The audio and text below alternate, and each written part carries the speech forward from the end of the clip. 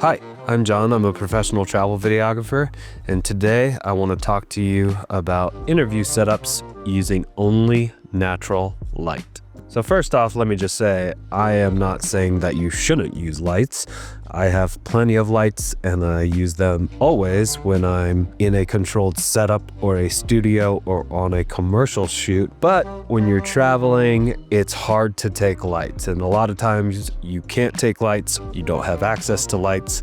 Lights can be big, lights can be heavy. So it's important to know how to set up a good-looking interview with only natural light. Let's just talk framing real quick. Most of us know our rule of thirds. It is the basic concept of photography and videography. And with most of your interviews, the rule of thirds works great. It's a staple for a reason, right? You want to set your subject up, your interviewee up, where they're looking towards the empty space. One of the things that new videographers don't think about as often with their setup of an interview is what's known as the Z-axis. So you got the horizontal X-axis, the vertical Y-axis, and then the third axis is the depth of the frame, known as the Z-axis. If you put your subject right against the background, you're going to have more of a two-dimensional image, or a flat image as we like to refer to it. Separating your subject from your background creates a more three-dimensional and dynamic image. It's also important to remember that your subject is the focus of an interview shot. They are the story you are trying to tell. And yeah, a cool background is cool, but you want to make sure your background is not too distracting. Separating your subject from the background, creating more depth of field, can really separate your subject in the image and make them the focal point of the shot. And a lot of this is artistic taste. I think these signs in the background, as long as they're blurred quite a bit, make for a really cool background that doesn't distract me too much. Maybe you just want a nice wood fence behind you. It's just kind of your artistic preference. And when we're talking about depth of field, obviously your lens is going to be important for that. For these shots, I'm setting up with a 35mm prime lens, shooting somewhere between 1.8 to 3.2. I also have an ND filter on my 35mm to help me cut this light so that I can get down to those low f-stops. If you would like a breakdown of my full travel videography kit, I will link it in a card up top and down in the description below. So with framing out of the way, let's touch on lighting. We're shooting these shots in the middle of the day where the sun is at the highest. Is it better to shoot at sunset or sunrise? Yes, those are the primo times to shoot. But let me just say, on professional travel assignments, you are not always going to be able to pick the time and the place that you shoot interviews. Guests don't always want to be waking up at the crack of dawn and shooting an interview, or they don't want to finish a long day on the river and sit down and do an interview at sunset. They want to be sipping wine. So I find a lot of times that I'm shooting interviews in the middle of the day, during a lunch break or something. Just quick. Now, if we had some cloud cover, this would be easier. Clouds are a natural diffuser. So let me just give you the most difficult lighting setup, which is the sun high in the sky, middle of the day. When it comes to lighting with natural light, obviously it's all about the sun. The sun is our light source. It's our key light. So your first inkling might be to just have your subject facing your key light. The sun just hits them right in the face, everything is lit, and there you have it. The problem with this is your subject might not be wearing sunglasses. You might not want them to wear sunglasses. The eyes are the window to the soul, right? There's usually some emotional piece or something behind these interviews that I'm trying to capture, and it's really hard to capture any emotion where someone is wearing big sunglasses. So how about placing the sun directly behind them? Well, if you do that, you're gonna have too much shadow on the face. So I like placing my subject with the sun, yes, behind them, but more at a side angle. I would say at about 45 degrees to their shoulder, with my subject looking away from the sun.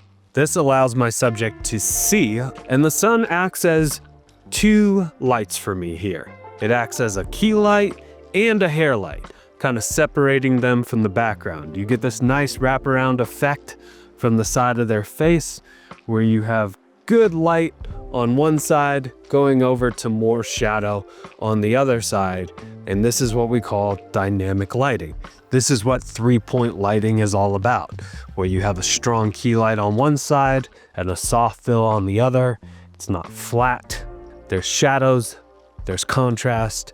Sometimes though, this might not work. As you can see today, there's snow on the ground, and that snow is still reflecting a lot of that sunlight and making it hard for me to see. So what's another thing we can do? Well, we can put our subject into shadow. Now, when we're using shade, it's important to know that we need all of our image in the shade. You do not want just your subject to be in the shade and then the background to be in bright sunlight. This is going to create a major exposure problem, one that can only be rectified with some very powerful lights. So make sure that you find shade not only for your subject, but for the background.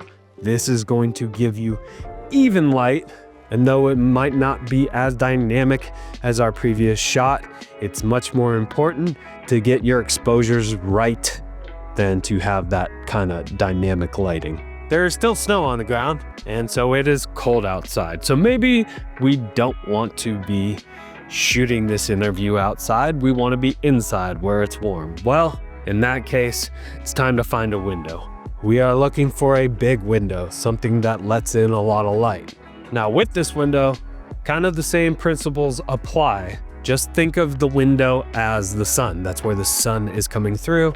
Depending on where the sun is in the sky, you might be getting a lot of sunlight coming through that window, or you might be getting a little. Sometimes placing our subject right in front of the window will work. Perhaps the sun is on the other side of the building, so the window isn't getting this strong sunlight directly through it. Maybe there's clouds outside to where there's some nice soft diffuse light coming in, and in that case you can just put your subject in front of the window.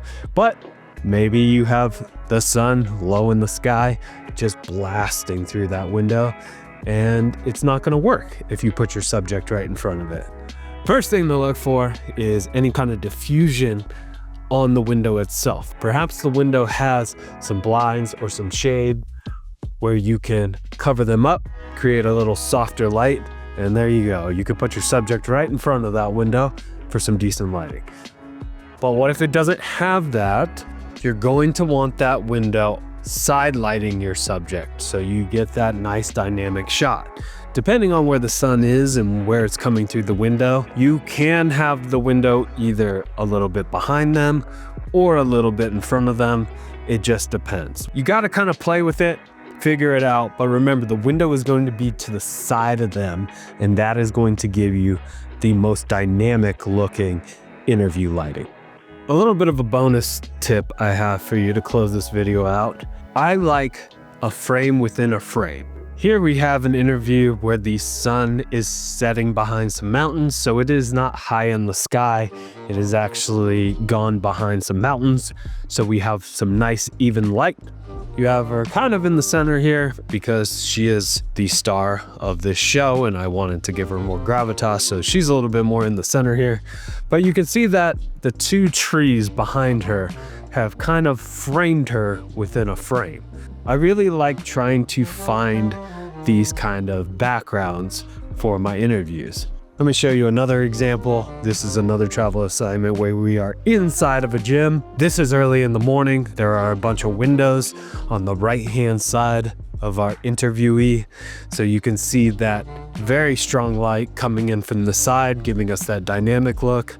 But I have framed our subject with the lifting racks, the squat racks, framing behind them. And with our shallow depth of field and everything, I feel like this gives us a really nice look. It tells the viewer where we're at without even having to mention it. And there's some really nice lighting going on. This is done 100% natural light, even though we're inside. So there you have it. Lighting with the use of natural light. Let me know if you have any questions. Thanks for watching, and we'll see you next time.